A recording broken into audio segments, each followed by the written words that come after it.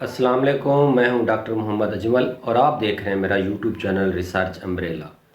आज की इस वीडियो में हम गैस क्रोमेटोग्राफी और क्रोमेटोग्राफी में जो मेजर इसके कंपोनेंट या हिस्से होते हैं उसको हम स्टडी करेंगे।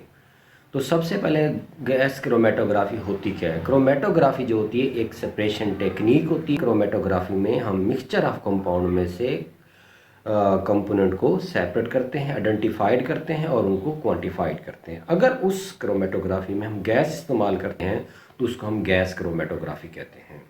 जो गैस इस्तेमाल करते हैं वो ऐसी गैस होनी चाहिए जो इनर्ट्स गैस होनी चाहिए, यानी कि वो हमारे किसी भी कंपोनेंट के साथ रिएक्ट ना करे। अगर रिएक्ट करेगी तो कुछ और कंपोनेंट बन जाएंगे जो हमारे उस मिक्सचर ऑफ कंपाउंड में मौजूद ही नहीं थे।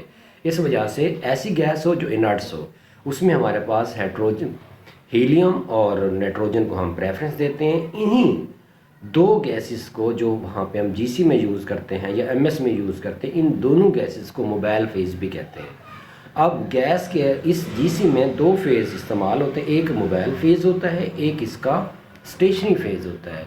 मोबाइल फेज़ ऐसा फेज़ होना चाहिए जो हमारे सैंपल को कैरी करता है या वो स्टेशनरी फेज़ के ऊपर मूव करता है, उसको कहते हैं मोबाइल फेज। स्टेशनरी फेज क्या होता है, जो कॉलम के इनर साइड पे हमारे पास सॉलिड या लिक्विड, कोई भी हम दोनों में से कोई भी यूज़ करते हैं। अगर वहाँ पे सॉलिड हम यूज़ करते हैं उसको हम कहते हैं गैस सॉलिड क्रोमेटोग्राफी। अगर उस कॉलम के इनर वाली साइड पे हम लिक्विड इस्तेमाल करते हैं एज ए स्टेशनरी फेज को, तो उसको हम कहते हैं gas liquid chromatography. Stationary phase की ये भी प्रॉपर्टीज़ होनी चाहिए कि उसके बॉइलिंग पॉइंट जो है वो हाई होने चाहिए, क्योंकि कॉलम का टेम्परेचर बहुत हाई होता है। ये ना हो कि स्टेशनरी फेज़ जो है वो बॉयल होकर हमारे उस कंपोनेंट के अंदर शामिल हो जाए। तो इस वजह से स्टेशनरी फेज़ और मोबाइल फेज़ की अपनी फीचर होनी चाहिए। स्टेशनरी फेज़ जो है उसका हमारे पास हाई मेल्टिंग बॉइलिंग पॉइंट होना चाहिए, और जो मोबाइल फेज़ होता है वो हमारे पास वो बेसिकली हमारे पास इनर्ट्स गैसेस होनी चाहिए जो उसको फ्लो भी करवा सके हमारे पास हमारे सैंपल को, और उसके साथ किसी किस्म की रिएक्टिविटी भी शो ना करे। अब इसके जो मेजर पार्ट होते हैं, कुछ इसके एक्सटर्नल पार्ट होते हैं, कुछ इसके इंटरनल पार्ट होते हैं। तो हम पहले एक्सटर्नल पार्ट की बात करते हैं। एक्सटर्नल पार्ट में हमारे पास गैस सिलेंडर होता है। आपको पता है कि जैसे जीसी के अंदर तीन किस्म की गैसेज यूज़ होती हैं, एक को हाइड्रोजन, हीलियम और ऑक्सीजन, ये तीन गैसेस होती हैं। इनके सिलेंडर जो होते हैं, इन गैस के सिलेंडर को हमने लैब में इंस्टॉल नहीं करवाया होता, क्योंकि लैब में ये डेंजरस होते हैं। इस वजह से इसको लैब की आउटसाइड पे किसी चैम्बर में इंस्टॉल करवाया होता है। लाइंस की मदद से, वहाँ पे छोटे पाइप्स की मदद से गैस जो होती है हम सिलेंडर से सिस्टम में जो है वो ले आते। तो हर सिलेंडर के ऊपर हमारी दो गेज लगी होती हैं। एक गेज जो होती है वो इंटरनल प्रेशर, गैस का इंटरनल प्रेशर जो सिलेंडर में उसको आइडेंटिफाइड करती है, बताती है, और दूसरी गेज जो होती है हमारे सिस्टम में जो गैस आ रही है सिलेंडर से उसके प्रेशर को बताती है। और ये हमारे पास हर सिस्टम के ऊपर इन गेज का होना लाजमी है। क्यों?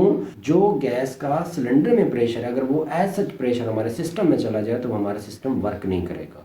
अगर उससे जितना सिस्टम को प्रेशर चाहिए, अगर उससे कम है तो वो भी हमारा सिस्टम नहीं चलेगा। इस वजह से उन सिस्टम के अंदर गैस का प्रेशर और उस सिलेंडर के अंदर गैस के प्रेशर को चेक करने के लिए हम उस सिलेंडर के ऊपर गेज लगाते हैं। गैस सिलेंडर के साथ ये प्रेशर कंट्रोल लगा होता है। उसका बेसिकली काम ये होता है कि जो गैस हमारे सिस्टम में जा रही है उसके प्रेशर को, उसके फ्लो रेट को कंट्रोल करना। ऑटोमेटिक जब उसके फ्लो रेट को कंट्रोल करेगा तो अंदर सिस्टम में प्रेशर भी उसका कंट्रोल हो जाएगा। इससे आगे जो कनेक्टेड चीज़ होती है वो हमारे पास गैस फिल्टर होते हैं। वो गैस फिल्टर का मकसद क्या होता है, ऑब्जेक्टिव क्या होता है?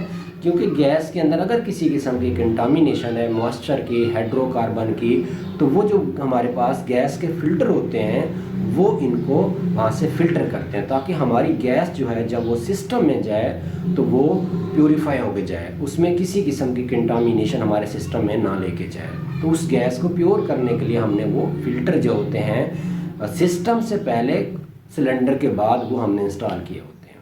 उसके बाद गैस जो होती है हमारी सिस्टम में इंजेक्ट होती है, और उसी इंजेक्शन पोर्शन के साथ हमारे पास जो होता है वो सैंपल इंजेक्टर पोर्ट लगी होती है। सैंपल इंजेक्टर पोर्ट वो जगह होती है जहाँ पे हमने अपना सैंपल जो है वो इंजेक्ट करना हो। सैंपल को इंजेक्ट करने के दो मेथड होते हैं, एक इसका मैनुअल मेथड होता है और एक इसका ऑटो मेथड होता है।